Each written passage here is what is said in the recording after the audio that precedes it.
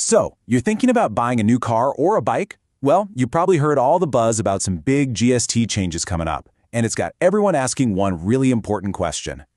And that right there is the multi-lakh rupee question we're going to answer today. See, timing is everything. A new rule is kicking in on September 22nd, and believe me, it's going to make a huge difference to the price tag of your dream ride. So let's dive in and figure out the smartest move for your wallet. All right, so to figure out if you should buy now or wait, we first have to get our heads around what's actually changing. The Finance Ministry is rolling out a whole new tax structure, and it really all boils down to two key things. First up is something called the compensation cess. Think of it as an extra tax that's been tacked on top of the main GST since 2016. It was there to help out the states. But the big news? This cess is now going away, and its removal is what's shaking up all these prices. The second big change is all about making things simpler. We're moving away from a really complicated system with a bunch of different tax slabs and that extra cess to something much, much cleaner. Starting September 22nd, vehicles will just fall into two buckets: compact or premium. That's it. So how does this new, simpler system actually affect prices? Let's kick things off with cars. For anyone with their eye on a new car, I've got good news for you. It's pretty much good news all around. These new rules mean a definite price drop. Doesn't matter if you're looking for a small hatchback or a big old SUV. Let's break down the numbers. Okay, first, let's talk compact cars. You know, most of the hatchbacks and sedans under 4 meters long. Right now, the total tax on them is sitting at around 31%. But after September 22nd, that plummets to a flat 18% GST. Yep, you heard that right. That is a massive 13% drop in the total tax. On a car that costs a few lakhs, that translates into some very real, very serious savings. So the verdict here is crystal clear. If you're in the market for a compact car, waiting until after September 22nd is absolutely the way to go. Okay, so what about the bigger cars? Well, the story is pretty similar for premium cars. We're talking your larger SUVs and sedans. The tax on them right now is a staggering 50%, but under the new rules, that drops to a flat 40%.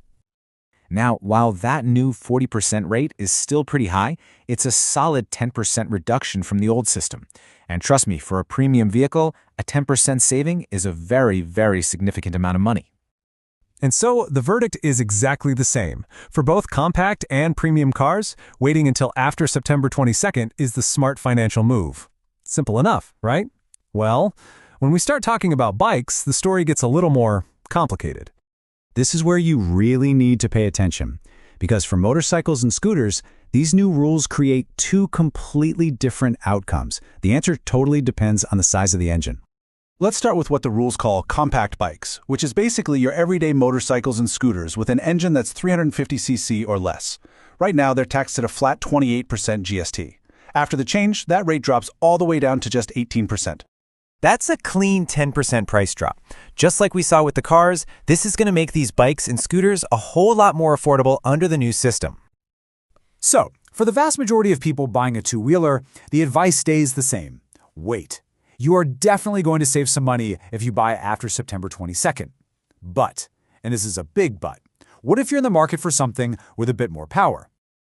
Okay, this is the big twist in the whole story. For premium bikes or superbikes, anything with an engine over 350cc, the math is completely different. Right now, they're taxed at about 31%, but after September 22nd, they get shoved into the same tax bracket as premium cars. That's right, the total tax doesn't go down, it actually jumps up by 9%. This is the one and only category of vehicle that will get more expensive under these new rules. And that brings us to our one very urgent exception. If you have been dreaming of a superbike, you need to listen up. Do not wait. The best time for you to buy is right now, before that price hike kicks in. Okay, I know we've covered a lot of numbers, but it all comes down to a very, very simple guide. Let's just put it all together in one final summary so it's super clear. So let's just boil it all down. If you're buying any kind of car or a regular bike under 350cc, the advice is simple. Just wait. The prices are going to drop. But if you're after a superbike, anything over 350cc, the time to act is now, before that price goes up. It really is as simple as that. So there you have it, a clear roadmap for timing your next big vehicle purchase. The only question left is, now that you're armed with all this knowledge, what's the dream machine you're going to put in your driveway? Thanks for tuning in.